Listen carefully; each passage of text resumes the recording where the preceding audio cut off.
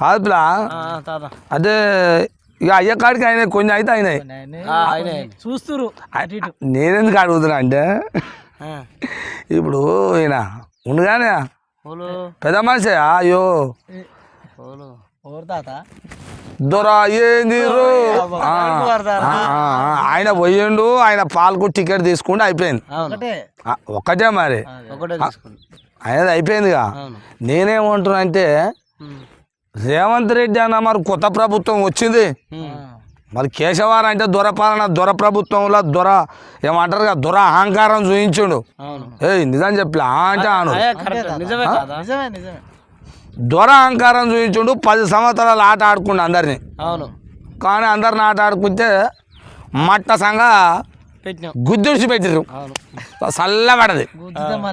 గుద్దితే అది వాటర్ ప్లా మిషనరీ సోటర్ పోయిందట, అట్ట అయింది. అది ఓకే పోనీ, అది పోనీ. మరి ఈ రెడ్డి గారు అన్న రేవంత్ రెడ్డి గారు వచ్చే కొత్త ప్రభుత్వం కొత్త భార్య ఇంటి లాలు తీయాలి పెండ, కొత్త భార్య పెండ అంటే ఇంటి లాలు తీస్తూనే ఉన్నాడు అన్నట్టు తీస్తున్నారు. ఓకే తప్పలేదు. మరి ఈయనదాన్ని ఏమైనా ఉందా? అందరినీ కలుపుకపోయి ఇస్తుండా? మరి బీసీ ఎస్సీ ఎస్టీలే వేసేది ఓట్లు. మరి ఈ బీసీల కన్నా ఈయన టికెట్లు ఇస్తుండా? ఆయన దొర చేసినట్టే మొత్తం రెడ్డిలను గుంపు కడుతున్నానే అని తెలుస్తుంది. అది నిజమేనా? మరి ఎట్లా మీకు తెలుస్తుంది కాప్లా? అది నేనేమంటున్నా పిల్ల, పాపం వాళ్ళని అనవద్దు పిల్ల. నీ జీవాటం నీ ముదనాట జీవాటం పిల్ల. ఒక మాటేను, మనము దొర అని ఆయన రెడ్డి రేవంత్ రెడ్డి అని నేనే అంటున్నాం. ఆయన తప్పే ఉంది పిల్ల. ఆయన పని ఆయన చేసుకుంటున్నాడు. అంతా నా వాళ్ళని గుప్ప కొట్టుకోవాలి, రెడ్డి రాజ్యం రావాలి, ఒక్కొక్క మట్ట సంగ పెట్టాలని ఆయన చూస్తుండు. నేను తప్పు మాట్లాడితే ఈ చెప్పు తీసుకొని తన్నాను. నేను చెప్తున్నా, నేను ఉన్నది మాట్లాడుతున్నా. నీకు నచ్చపోవచ్చు, నీకు కోపం రావచ్చు. నేనేమంటున్నా, బీసీలకు ఎస్సీలకు ఎస్టీలకు సిగ్గి లజ్జ ఇప్పుడన్నా తెచ్చుకోవాలి. వాళ్ళని అనొద్దు, రెడ్డిలని అసలే అనొద్దు. ఇప్పుడు తప్పు ఉంది మనది కాదా? మరి మనోడు ఒక బీసీ లేడా అనే ఎంపీకి టికెట్ 10 మంది ఎంపీలు చేస్తాను తప్ప. ఇక ఎస్సీలు అంటే వాళ్ళకి రిజర్వేషన్ ఉందనుకో చేస్తారనుకో మాట.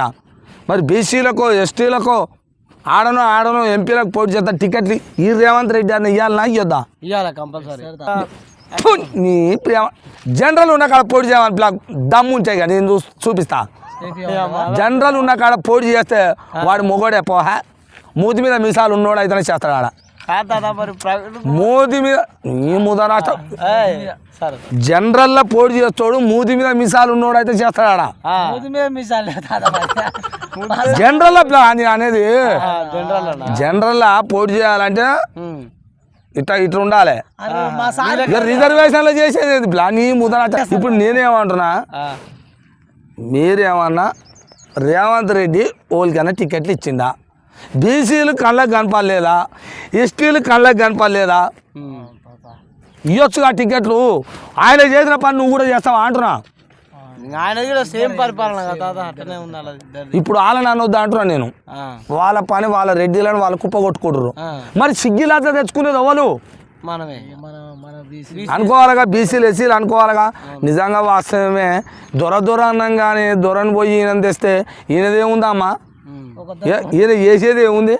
ఈయన మొత్తం చిన్నగా రెడ్డిలని అంతా జామ కొడుతుండగా. ఇప్పుడు బీఆర్ఎస్లో ఉన్న రెడ్డిలు అందరూ కుప్ప జైనింగ్ చేసుకుంటుండగా.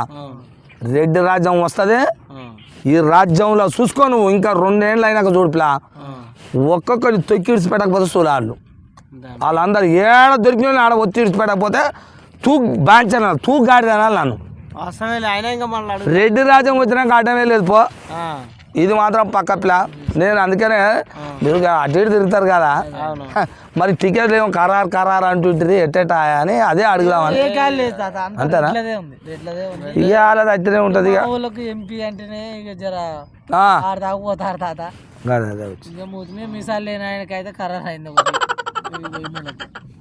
ఇక అది అవుతుందిలే. ఇక 100 మంది ఏమంటా అంతే తాత. ఇక ఓకే సరే, ఇక అంతా వ్యవహారం ఉంటుందిలే. పొద్దుకిందిగా. ఓ సరే పోతుంది.